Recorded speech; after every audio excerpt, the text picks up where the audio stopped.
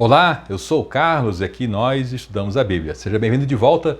Vamos prosseguir com o nosso estudo do Evangelho de João, lá no capítulo 5, onde Jesus está nesse momento conversando com os judeus sobre quem ele é e quem é o pai dele.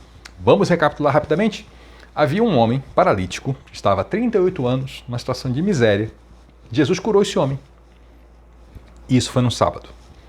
E aí os judeus ficaram indignados porque aquilo, na visão deles, violava a lei do sábado, que era uma lei para toda a nação.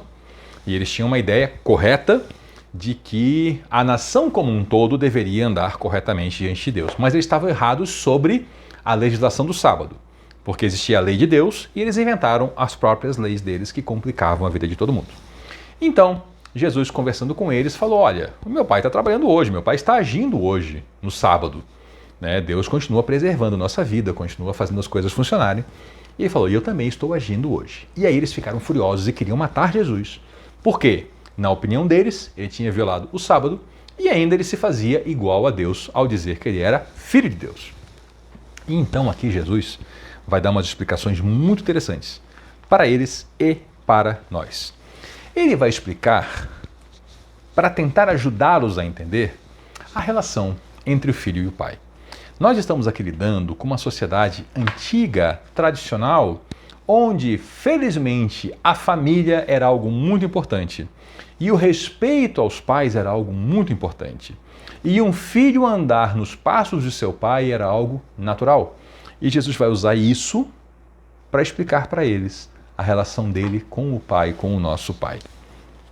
Então Jesus disse a eles: eu afirmo a vocês que isto é verdade. O filho não pode fazer nada por sua própria conta, pois ele só faz o que vê o pai fazer. Ele está usando aqui a expressão familiar.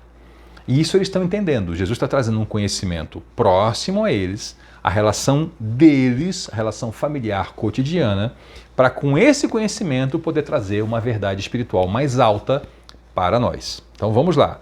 Vamos pensar na família e ao mesmo tempo na relação de Jesus com o pai. Numa família é assim, o filho ele aprende do seu pai, ele é sustentado e mantido pelo seu pai. E Jesus está falando também sobre a relação dele com o nosso Pai Celeste, com Deus, o Criador. Tudo o que o pai faz, o filho faz também, pois o pai ama o filho e lhe mostra tudo o que está fazendo. Aqui Jesus também explica para nós que ele, como filho de Deus, estava ciente da obra do pai, porque o pai lhe mostrava o que estava fazendo. E vai mostrar a ele coisas ainda maiores do que essas, e vocês vão ficar admirados. Então Jesus também estava anunciando que coisas maiores aconteceriam, e ele veria, e as pessoas ficariam admiradas. E isso veio. Veio a ressurreição de Cristo, outros milagres, virá ainda a volta dele. E aí ele fala: olha, porque assim como o Pai ressuscita os mortos e lhes dá a vida, assim também o Filho dá vida aos que ele quer.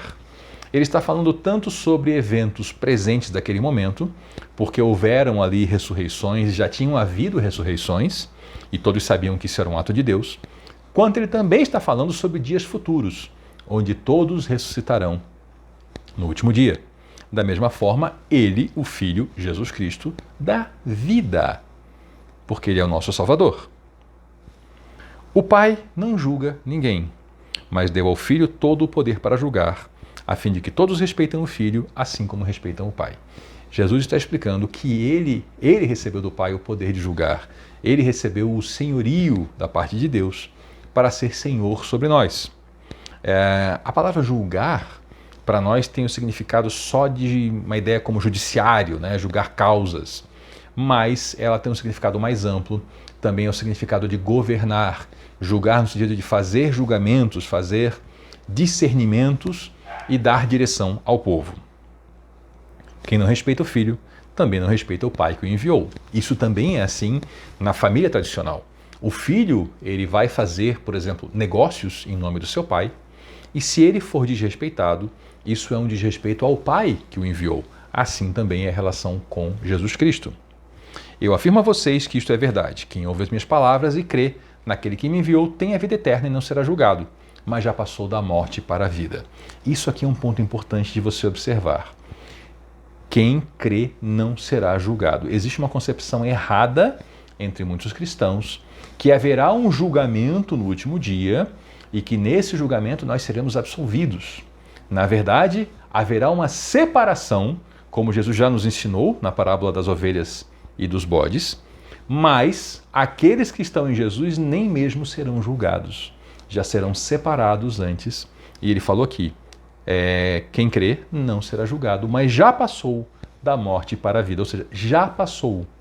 Ainda que nós nesse momento estejamos aqui nesse corpo mortal, sujeito a doenças, a acidentes, a perigos e até mesmo a morte física, nós já temos a condição de termos passado da morte para a vida e, portanto, não seremos julgados. Nós quem? Nós os que cremos no Filho de Deus. E lembre que crer não é constatar a existência, crer é caminhar junto. Então, eu afirmo a vocês, e isto é verdade, vem a hora e já chegou. É o sentido de urgência que ele está dando aqui. Vem uma hora e já chegou, em que os mortos vão ouvir a voz do Filho de Deus, e os que a ouvirem viverão. Isso aqui tem mais de um significado. Por exemplo, os mortos podem ser as pessoas que estão aparentemente vivas, mas estão andando no seu pecado, e o pecado produz a morte. O salário, o pagamento do pecado é a morte. Então as pessoas vão ouvir a voz do Filho de Deus e vão viver. Também significa a ressurreição dos mortos, sim. Assim como o Pai é a fonte da vida, assim também fez o Filho ser a fonte da vida. Ou seja, ele continua explicando que quando ele falou que o Pai trabalha no sábado e ele também trabalha, que o Pai está agindo e ele também está agindo, ele não fez nada de diferente de tratar da relação de um pai e de um filho. Então ele está explicando, ajudando eles a entender isso. Ele não está se fazendo um outro Deus, mas ele se mostra como um da mesma natureza que Deus e um emissário, um enviado de Deus, assim como é na família tradicional. Ele deu ao Filho autoridade para julgar, porque o Filho é o Filho do homem. Essa expressão Filho do homem é uma expressão antiga, lá do Antigo Testamento, que significa o Messias, o Salvador, o escolhido por Deus, o ungido, Jesus Cristo. Então, Deus, o Pai, deu ao Filho a sua autoridade para julgar, porque esse Filho é o Messias, o ungido. Ungido é aquela expressão antiga, sobre quem se derrama óleo para uma função especial. É o Salvador do mundo. Não fiquem admirados por causa disso, pois está chegando a hora em que todos os mortos ouvirão a voz do Filho do Homem e sairão das suas sepulturas. Essa hora não chegou ainda, é a hora em que todos os mortos ouvirão.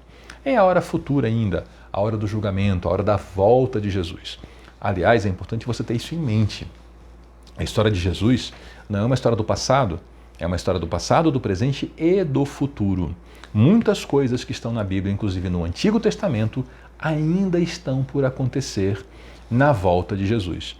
Possivelmente eventos mais interessantes e dramáticos ainda do que os que estão aqui relatados na Bíblia ainda vão acontecer.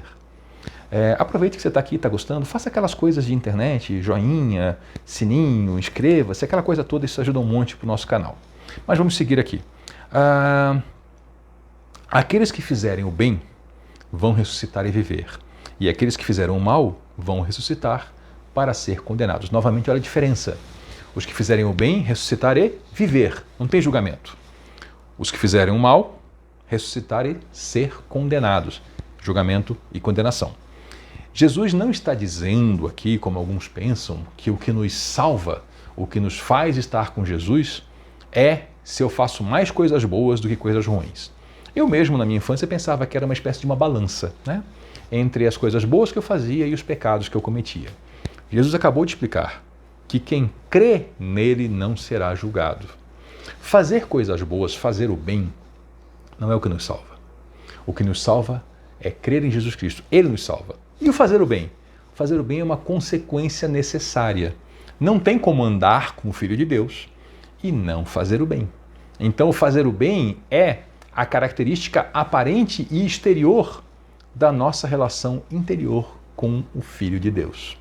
Então, tudo começa com um ato dele, escolhendo vir à Terra e nos salvar, continua por meio da nossa crença, da nossa fé, do nosso caminhar com ele, e isso se traduz, isso se talvez emane de nós por meio de fazer o bem, de fazer as boas ações, de fazer as ações corretas. Essa é a sequência Só que para você não se confundir e achar que é o contrário, que as coisas começam com a gente fazendo o bem para alcançar a Deus. Tá? Isso tem que ficar claro.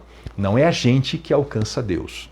É Deus que vem para a Terra na forma humana, se sacrifica por nós, ressuscita como o primeiro de muitos, e aí o andar com Ele é que nos salva, e ao andarmos com Ele, nós então produziremos os nossos bons frutos para que as pessoas vejam e deem glórias ao Pai que está no céu.